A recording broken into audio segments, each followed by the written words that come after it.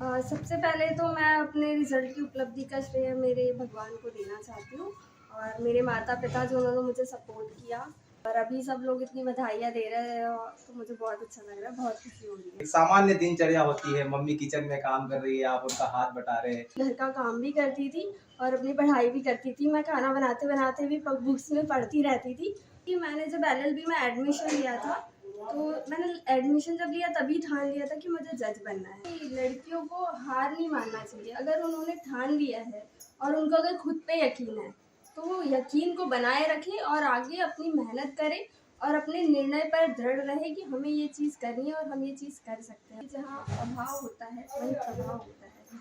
तो आप ऐसा नहीं है कि आपके पास अगर धन धान्य नहीं है तो आप कुछ नहीं कर सकते। अगर आपने ठान लिया है तो आपके लिए भगवान रास्ता बनाते हैं। बहुत खुशी की बात है, बेटी ने इतना गर्व करा है, बहुत खुशी है। बहुत मेहनत करी मेरी बेटी ने। नमस्कार, जय हिंद। आप देखना शुरू कर चुके हैं अपने जिले का विश्वसनीय यूट्यूब प्लेटफॉर्म सच की आवाज गोपुत्र केतन शर्मा। जी हाँ, कहते हैं ना कि बेटे भाग्य से प्राप्त होते हैं, मगर बेटियां सौभाग्य से प्राप्त होती है। समूचे जिले, पूरा निमाड़ और मध्य प्रदेश का नाम गौरवान्वित करने वाली एक ऐसी लड़की निशा सीताराम कुशवाहा। ये नाम पिछले दिनों मीडिया में, सोशल मीडिया में कई दिनों से चर्चा में बना हुआ है।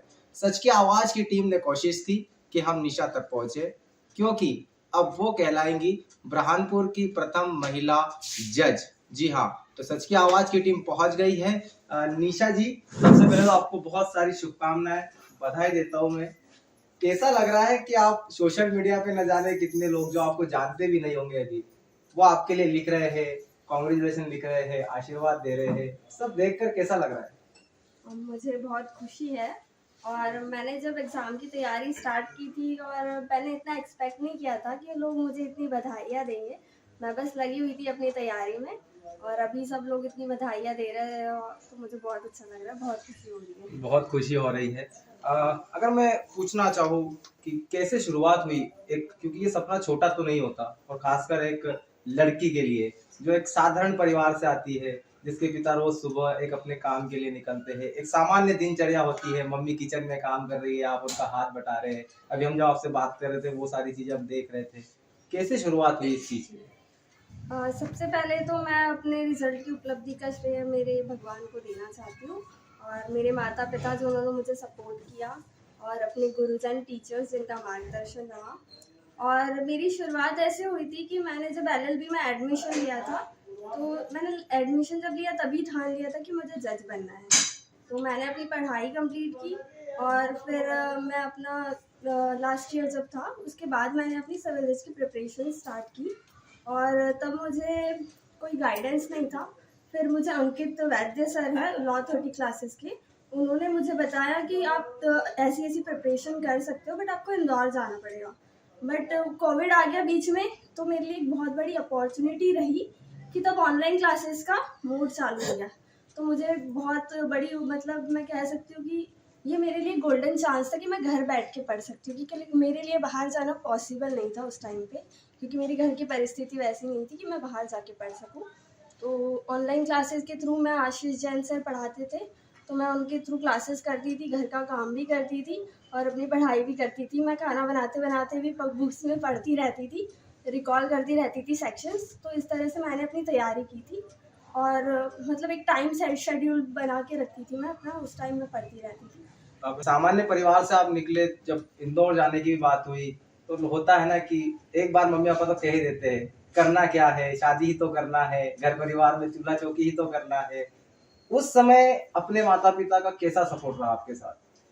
अम, घर आपने जैसे बोला कि एक मध्यम वर्ग की लड़की के लिए शादी का प्रेशर होता ही है, पर मेरे पापा ने मुझे बहुत सपोर्ट किया। मैंने अपने पापा से कहा, पापा मुझे आगे पढ़ना है और मुझे इस परीक्षा में पार्टिसिपेट करना है और मुझे लगता है मैं क्लियर कर लूँगी।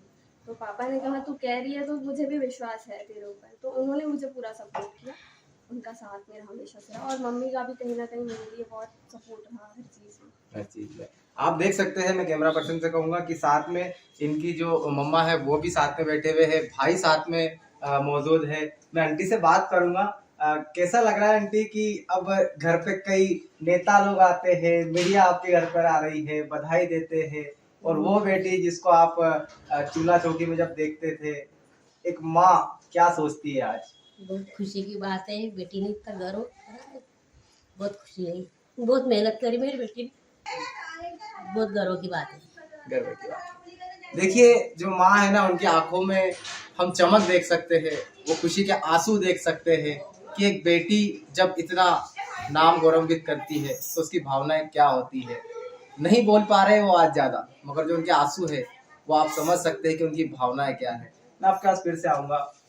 एक सामान्य वर्ग से जब कोई लड़की निकलती है, कहीं ना कहीं उसे हार मानना पड़ता है या फिर वो स्ट्रगल नहीं कर पाती है, फिर आखिरी में सोचती है कि बस ठीक है अब नहीं कर सकते। हमारे चैनल के माध्यम से आप जैसी कई बेटियों के लिए एक जज से अगर मैं पूछूं आज कि क्या संदेश देना चाहेंगी तो क्या कहेंगी आप? मैं यही से कहना चाहूँगी कि लड़कियों को हार नहीं मानना चाहिए। अगर उन्होंने ठान लिया है और उनको अगर खुद पे यकीन है तो वो यकीन को बनाए रखें और आगे अपनी मेहनत करें और अपने निर्णय पर दृढ़ रहे कि हमें ये चीज़ करनी है और हम ये चीज़ कर सकते हैं और आगे बढ़े। भले ही कितनी भी अड़चनें आए, वो अड़चनों के आगे आपका जो लक्ष्य होता है वो सबसे बड़ा होता है। तो अड़चनें अपने मतलब खुद ब खुद छोटी लगने लगती है। अड़चनें छोटी लगने लगती है। मैं अगर जानना चाहूँ कि कई जैसे आप जैसी जो बेटियां है जो सपना बूंद लेती है, बोल नहीं पाती कि मुझे ये करना है, तो अगर वो धन धान्य से संपूर्ण नहीं है तो उसे कहाँ से शुरुआत करनी चाहिए? और अब आपके पास पूरा अनुभव है कि कैसे करना चाहिए, क्या करना चाहिए, तो हमारे चैनल के माध्यम से आप उन लड़कियों के लिए साझा करेंगे कि यहाँ से आप शुरुआत करिए, ऐसा करिए तो कुछ ऐसा हो सकता है। और देखो, मैं बस ये कहना चाहूँगी कि जहाँ अभाव होता है वहीं प्रभाव होता है। तो आप ऐसा नहीं है कि आपके पास अगर धन धान्य नहीं है तो आप कुछ नहीं कर सकते।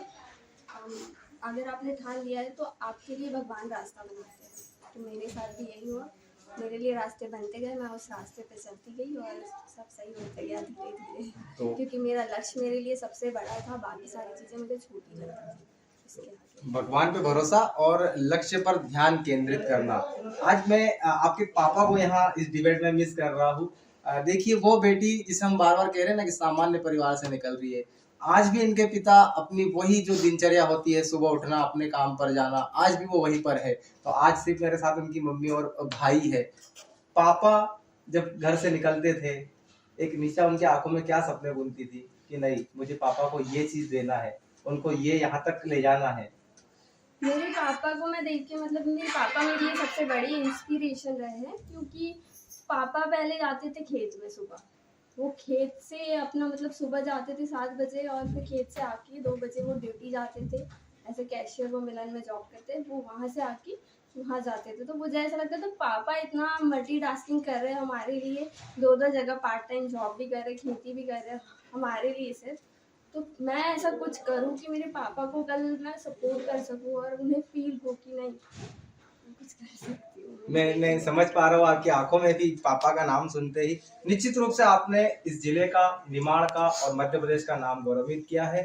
जितनी सोशल मीडिया पर आपको शुभकामनाएं मिल रही है, शायद आप वो सब नहीं देख पाई होंगी। उन सभी व्यूअर्स के लिए हमारे चैनल के माध्यम से क्या कहेंगी? मैं सबको थैंक यू कहना चाहूँगी और मैं यही मैसेज देना चाहूँगी कि लड़कियां लड़कों से कम नहीं होती, उन पर भी भरोसा किया जाए, उनको भी आगे बढ़ाया जाए।